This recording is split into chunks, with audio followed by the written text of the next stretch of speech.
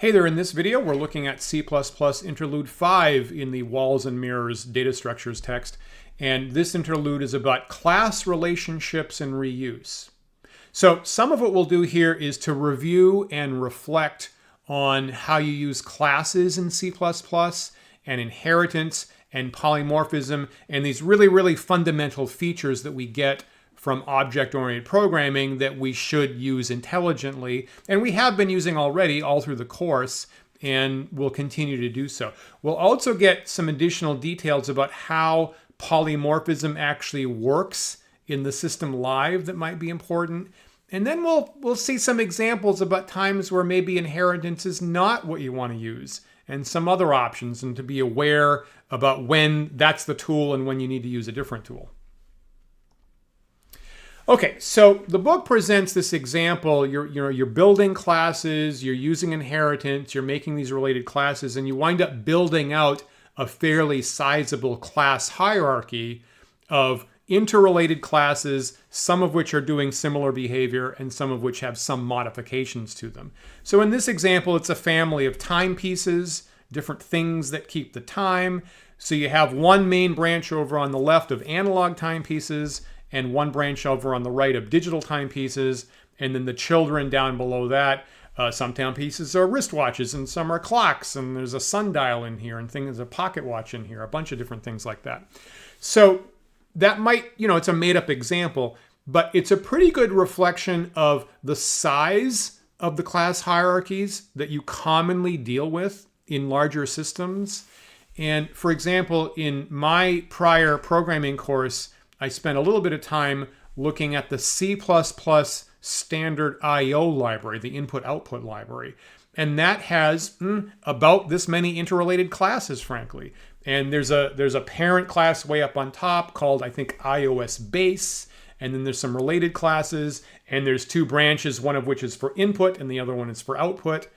And so if you go looking for example, like the cin object and the cout object, they're fairly far down in that tree. I think they're about 4 levels down last time I checked. And so, many of these things, you don't want to repeat code for a stream, for an input stream that gets data from the keyboard versus a file versus an OCR scanner versus something else. So it was really smart that they put the time into planning this in advance, so that any class that does some kind of related job for input or output, you've got it in just one place in the tree, and all the ones down below it get those same features for free. So fairly common. You should be aware of that. You should be on the lookout for systems using fairly big class hierarchies like that, and that's what it would look like in a UML diagram. Now, what we might use, I don't think we've used this in the past, but remember that C++ lets you use multiple inheritance. So if you're building a class and there's 2 classes that it would be useful to borrow behavior from, you can inherit from more than one class. It could be 2, it could be more than that. We don't do this a lot, and some people might argue, there's some issues with it where you might, if there's the same named function in both of your parent classes, then you start having to use the scope resolution operator to specify which version you're talking about. So there's some complications of this. You can do this in C++. So the example here is if I have a class hierarchy that has developed digital clocks, and I have a separate class hierarchy that's developed a radio, and I want an object to represent a digital clock radio, I can just inherit from both of them, and basically I get all the stuff that I need for my digital clock radio for free. So you can do that here. Now, some people argue that that's overly complicated. And for example, the creators of the Java language don't allow this. This is something that you actually cannot do in some other languages like Java. Now, what you can do in Java is you can inherit from multiple interfaces. And remember, an interface is the equivalent to one of our abstract base classes that don't have any data and don't have any code. They're just specifying a bunch of function prototypes of what kind of behavior would qualify for this kind of thing that you are promising you will uphold, basically. So Java lets you do that, but then in the object you're making, you still have to actually implement all those functions that you are borrowing the signatures from. But maybe in C++ this might be handy someday. Okay, so here is the plain box class that we've been dealing with ever since Interlude 1 for our experiments in interface and polymorphism and things like that. It's a little toy example of what we've been doing in our abstract data types. So as a reminder there's your templated plain box class. You have one generic piece of data there. You got a default constructor. You have a non-default constructor. Of course, you have a mutator for putting one thing in the box. You have an accessor to look what's in the box, and it's the same thing we've been seeing since the first slide here. Okay, so later in that first interlude, we made a magic box class that was a child class of plainbox. So the UML here is kind of reminding us that when you do make an inherited child class, don't forget, you get all the stuff from the base class for free. So plainbox has the one piece of data item, and then these 4 functions: constructor, destructor, accessor, mutator.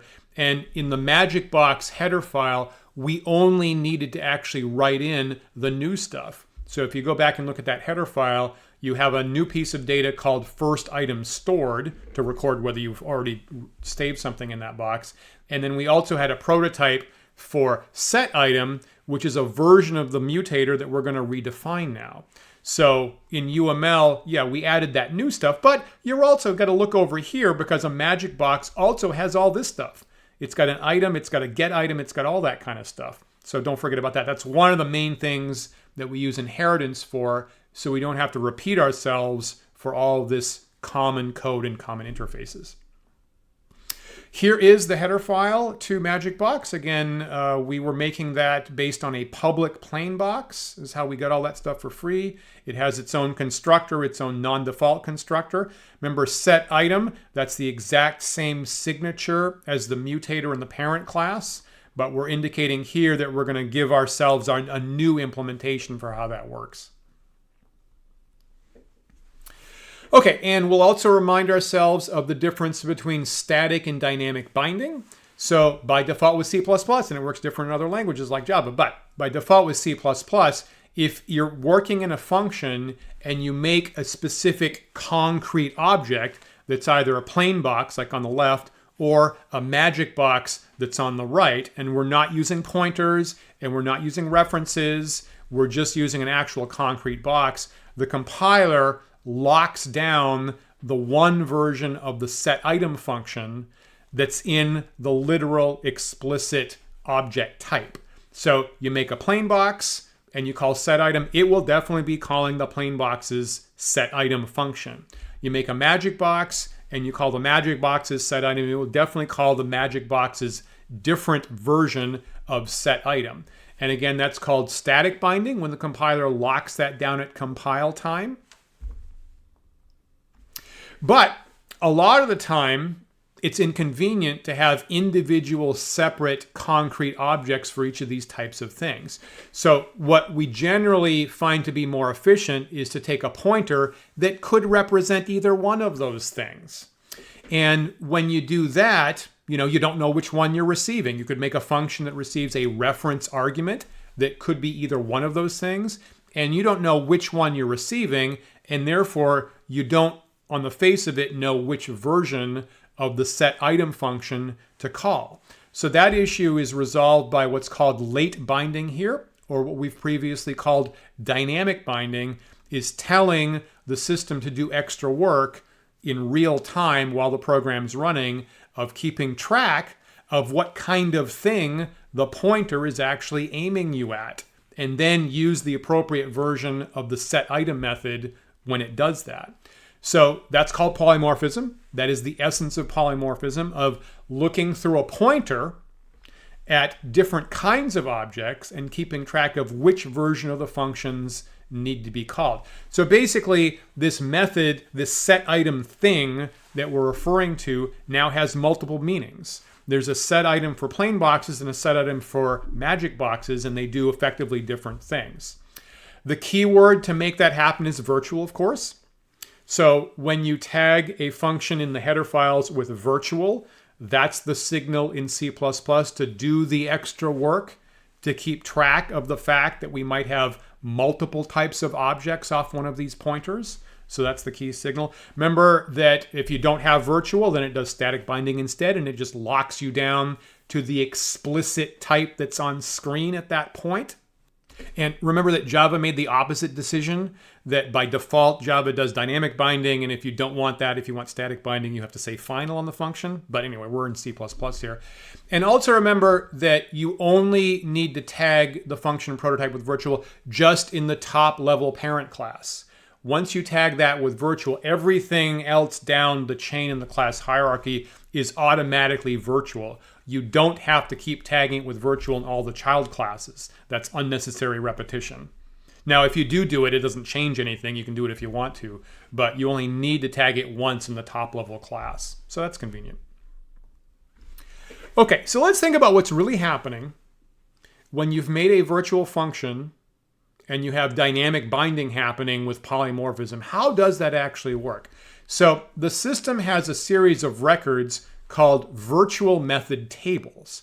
So for any particular variant of one of these classes somewhere in the system, it doesn't take very much memory at all. There's a virtual method table that has pointers to the specific versions of the functions you want for this kind of thing.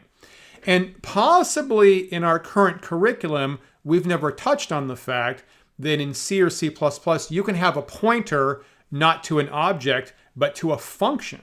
You can get the address of where there's some code to a particular function in the system, and you can use that almost like a variable for what function you want. So I'll say that for me in C or older C++, I'm actually accustomed to having to do that directly. You're probably not going to see that yourself anymore, but it's used in how we make polymorphism actually happen.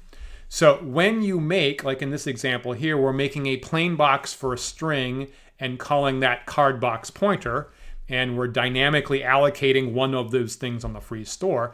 So at that point, you've got this card box pointer, okay, telling you where there's some memory in the free store, and that memory there is holding the data item there, but it also has a pointer to the virtual method table that tells you exactly what functions get used for one of these plain boxes.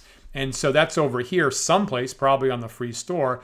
And you can see that this is a record with, for each function in this class, in this object class, there's a pointer telling you this is the place where that function is living. So the setItem function has a pointer to that code, and the getItem has a pointer to that code. And both of these, in this case, are pointing at the code that's actually defined in the parent plain box. Neat is how that actually works. Now, you could possibly think for a second and say, you know, why have this double dereference issue? You could have put the pointers to the functions in the actual plain box object itself. But if you did that, I mean, that would work potentially. But if we had done that, you would have to repeat those pointers in each separate object of the type. So to avoid repeating that and really wasting memory, there's just going to be one single virtual method table record for that kind of thing, for that type plain box. Just do that once. And so internally, you've never seen this before, but internally, each of the objects just needs one single pointer to say, hey, here's where you can find the location of all of my functions. And then down here, remember, this only works with pointers. If you make a plain box pointer, again, exact same name, exact same type, but in this case, we're going to get the address from the result of when we make a newly dynamically allocated magic box. And remember, you can do that, right? A plain box pointer can get the address of any child class in the class hierarchy. So a magic box counts as a kind of plain box, and this actually works. This would not work if you tried to assign an object to a pointer that's not in the same class hierarchy. But in this case, this works. So we're dynamically allocating a magic box, taking the address, we're storing it in a plain box pointer. And so for this new object, right, you get the card box pointer, aiming at the actual object, and this object has the 2 pieces of data for a magic box, and it's got the 1 pointer to say, where can I find the location of all of my functions? And so that's a separate virtual method table that keeps track of that. And again, set item is a pointer to where can I find that code. Get item has a pointer to where can I find that code. And get item is the same as the parent because we didn't redefine that, right? You don't have to duplicate that code. So that is pointing to the same location as the parent. But what's different here is that set item has a pointer to a different location, namely the version of set item that we redefined specifically for magic boxes. So that's actually how that works. These virtual method tables are being held in memory, and it's just basically a 2-step process. It's being handled automatically all the time.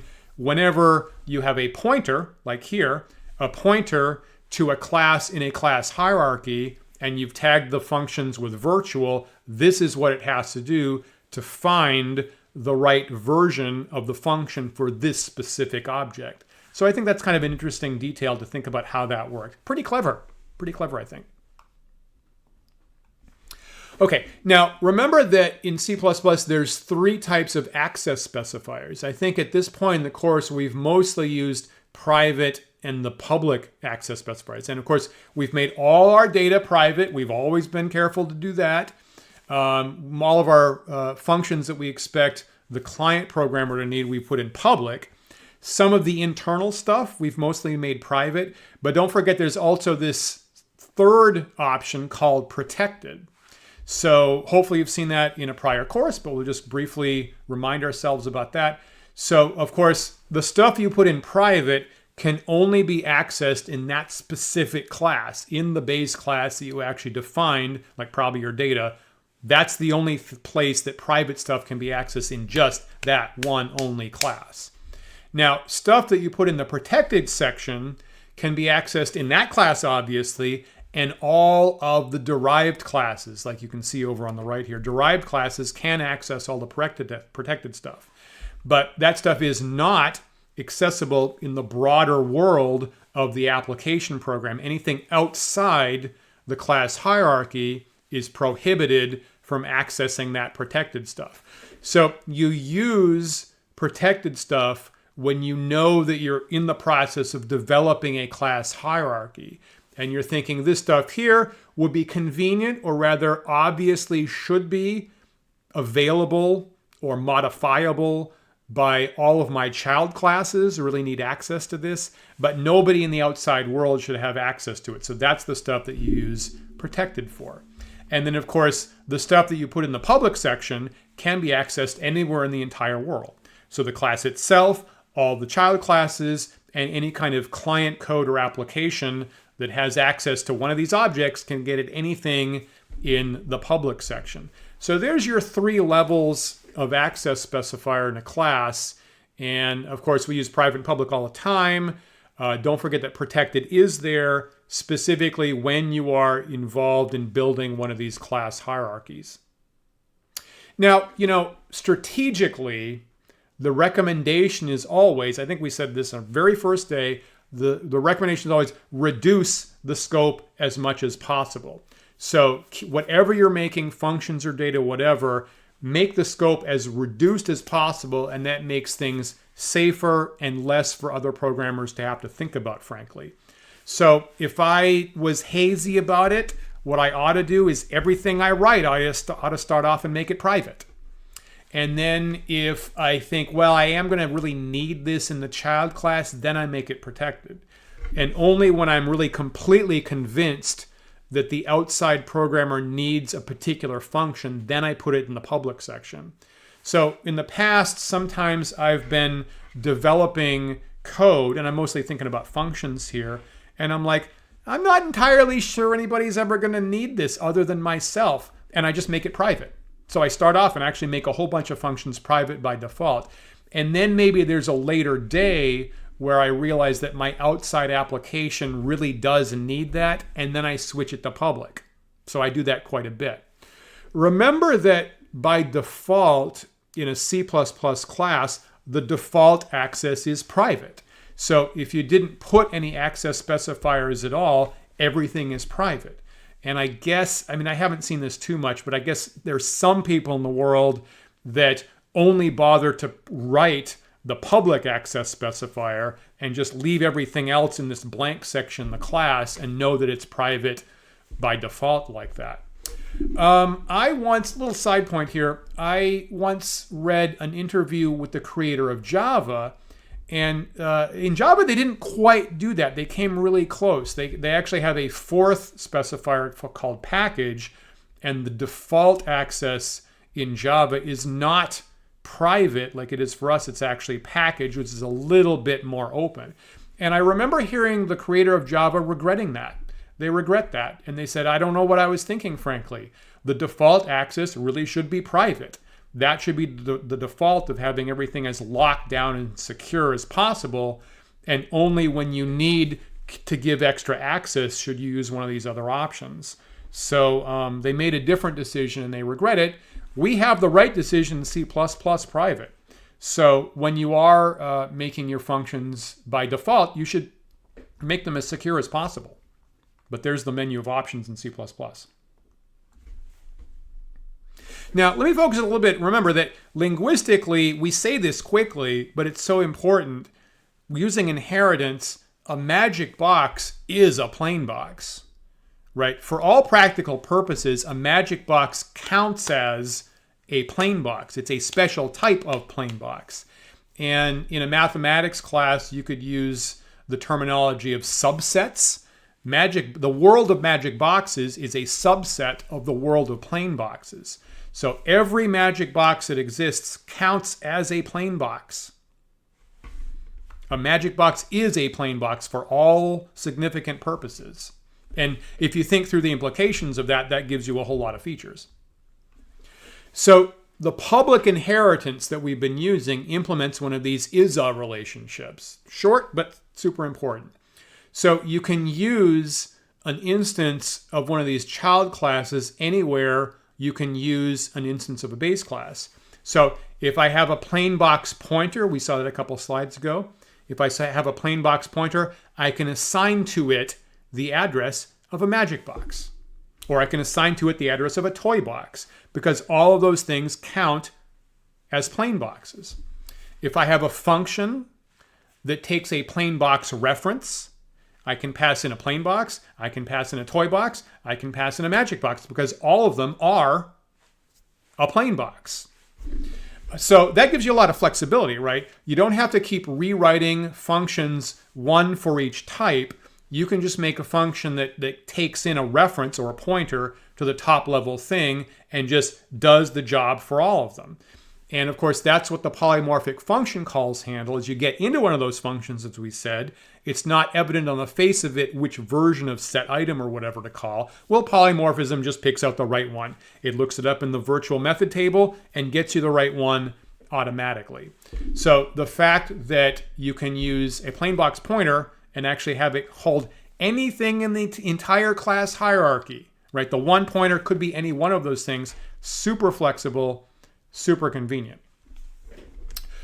But, that's not the only relationship in the world. If the relationship that you're modeling and creating, if it doesn't match that setup, you should not use public inheritance. So if I'm making some other kind of maybe closely related objects, but you can't linguistically, conceptually say this is one of those things, if it's not a subset relationship, then you don't want to use inheritance. You want to use some other kind of mechanism to construct that. What's another option? Okay, well, what about, we're going to call this containment. What if linguistically you would use the verb has a relationship? So the image that the book uses to demonstrate this is a pen has a ball, which is actually the little writing tip of the pen here. So a pen has a ball. You can't say that a pen is a ball, but every ballpoint pen has a ball in it. That's an intrinsic part of a pen that should be part of our construction for the pen class that we'll think about in a second. But you don't want to use inheritance for this because you can't say that a pen is a kind of ball. It's just like one part of what a pen is. So previously in the courses that I teach, we would call this aggregation. Some people call this containment. I would call this aggregation. And the difference here of which one of these relationships do you pick is so important that in my prior C++ programming course, that's actually the last thing that I give a short quiz on in class to my students right before they take the final exam. And when I do that, I'm hoping that my students don't use the wrong one when they do the programming question on my final exam, for what it's worth. That's sufficiently important. That's actually the last thing I kind of drill my students on. The example that I use a lot is a car and its tires. So obviously every car has a number of tires, but you can't say that a car is a tire. So if I have a tire class and I'm making a car class, I certainly do not want the car class to have tires as a parent class, because again, I can't say a car is a kind of tire. But what I will do is I'll make some tires as objects in the car class as member data. So that's the difference here. So has-a, or containment, or the aggregation relationship, means that your class has another object as a data member, not inheritance. And I mean, we've seen that a bunch, right? Every single one of our ADT containers in this course has at least one data item, if not an array of data items, if not a pointer to a chain of data items. So if you think about the plain box, it's got one piece of data. And for example, that one is a generic piece of data. So it could be an int or a float or a rectangle or a car or whatever. But it's got one piece of data. We're not inheriting all the time. It's just a private piece of data for some other object. So we do that frequently. That's a reasonable way to make a pen class, right? The pen class should have a private data member of the ball object, assuming that you made that previously. My car class, its private data member would be an array of 4 tires, would be the intelligent thing to do about that. Now, so we do that a lot, but let's think about the detail about when you construct one of those things, because the ordering is potentially important and you should be aware of that. So let's say you have one of these aggregated objects and you construct it. How do all the sub-objects, when do all the sub-objects get created? So here's what actually happens in C++. So first of all, assuming you have both happening, you have inheritance and aggregation. So first of all, if you have inheritance, the base class constructor executes first. So if I have, I don't know, like a magic box holding a car, just to take one example, the very first thing that happens is the plain box constructor takes place. And of course, if you look back at our example, the plain box constructor sets up the item, right? Sets up the one data item that you've got. So that actually happens first. Then constructors of all the member objects execute. So everything that you've got aggregated in your class, all those things execute their constructors next in the order that you wrote it in the header file. So if my car class hypothetically has sub-members, right, has member data that's, I don't know, tires, driving wheel, heated seats, right, the constructors of those things get called in that order. So tire constructor 1, 2, 3, 4, steering wheel, and then the heated seat constructor happens specifically in that order. So, ideally, you set things up that order isn't super important, but once in a while it does. Like maybe you have interrelated pointers and relationships, that will be important at that point. And then finally, the body of your actual constructor executes. So keep in mind that those sub-objects will run their own constructors first, and then you'll do whatever is in the body. This sort of assumes that you're using the initializer list for your constructor, that your constructor has the initializer list for all the submembers, right? So they happen next, and then you finally get into the body of your constructor, and whatever other code you've got there happens next. And remember that in this course, it might be new for us to use the initializer list for our C++ constructors, but remember that signals to the compiler that those things get set up first and you don't have to double construct them in the body of your constructor. So that is the most efficient way to do that. So again, hopefully that order doesn't matter most days, but occasionally if it pops up, this is actually what happens. The parent class constructor, and I mean, if there's supplemental classes in between, then level number 2, level number 3, then all of your aggregated objects, and then finally the body to your constructor that you explicitly wrote. Now, let's think about the reverse of that. When one of these things goes out of scope or gets deleted or destroyed, the main story is that all that stuff happens in reverse, which makes a lot of sense to me. Because, for example, if I'm building a house, I have to build the foundation, and then I build the walls to the first floor and the second floor, and then finally the roof. And then on the day that I need to demolish that, I basically have to take it all down in reverse. I got to take off the roof and then the second floor and the first floor, and then finally I have access and I can dig up the foundation. So it just makes sense in a lot of ways that the destructor should be working in the exact opposite order of the constructors. And that's exactly what happens in C++. So first of all, if you have your object go away, your destructor runs, right? Your explicit destructor runs first, then all the destructors to the sub-objects that you have aggregated or contained, they all run in reverse order.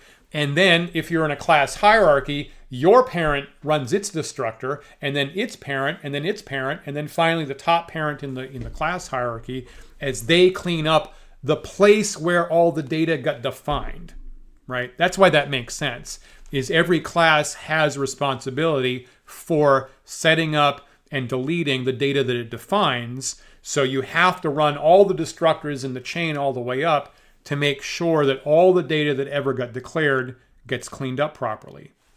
So that's how that works. Basically, it's just the reverse order of the constructor sequence, and that makes a lot of sense.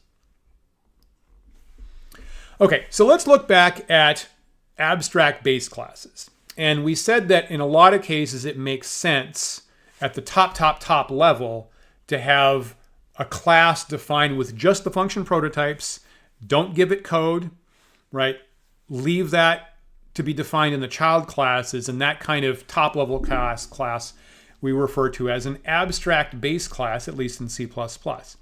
And remember, you have that when you have one or more pure virtual methods, and you signal that with the equals 0, that you're not going to give any code here until the child classes. And that's the kind of thing that you can make child classes of, but you can't actually make instances of this class itself. And here's the what we're calling the box interface that I think we saw right at the end of Interlude 1, actually. We've been doing this all semester long, of course. Just to remind ourselves what that looks like, it's called box interface. And there's going to be a mutator in all these kinds of classes that we left as pure virtual. There's going to be an accessor, same thing here. And do remember a little technical wrinkle there, that when you're doing this kind of thing, the top level does need to specify a virtual destructor, because all the destructors have to call each other in a chain like that. Now, notice that as a little detail here that actually sometimes I actually forget about, and then I have to remind myself. Notice that the destructor here in our top level abstract base class is not pure virtual. It doesn't have an equals 0 here. It actually does have a body in the curly braces. It's just that the body is empty and doesn't do anything. So that's not pure virtual. It's technically implemented to not do anything, and that actually is required for the inheritance class hierarchy to work properly. You cannot make that pure virtual. You'll wind up getting a compiler error at some point. So not every function can be pure virtual. Specifically, the destructor has to actually have an implementation to it, but you could make everything else pure virtual if you wanted. And so that's the only method that you need to actually have implemented at the top level. Remember that what we call an abstract base class in Java would be called an interface. There's actually a keyword called interface for this kind of thing. So I think that I have the feeling that the authors of our textbook are coming from a Java background, and they're calling our top level classes, they're calling it something interface all the time. So a box interface, a stack interface, a queue interface, whatever. I think if you were a full-time C++ programmer, it would be more idiomatic to call these an abstract thing. So I might expect this to be an abstract box, is what we might have called this class. And then the other examples that we've seen this semester, we'd have an abstract bag and an abstract stack and an abstract list and things like that. So I think for pure C++ programmers, that would be a more common naming convention. But this is fine. We understand what's happening, of course. So now you get this kind of class hierarchy again that we've built out in a couple steps. So you have the abstract base class or interface at the top, and then you have a bunch of child classes and multiple branches here. And in this picture here, we're hypothetically thinking, what if we had another side branch past plain box called jewelry box that's inheriting from the abstract base class at the top, but is not inheriting from plain box. So when you wind up with this, remember what you have.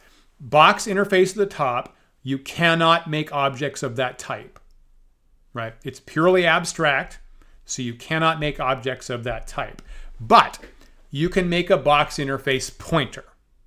That's permitted. And when you make a box interface pointer, you can assign to it the address of any of these things.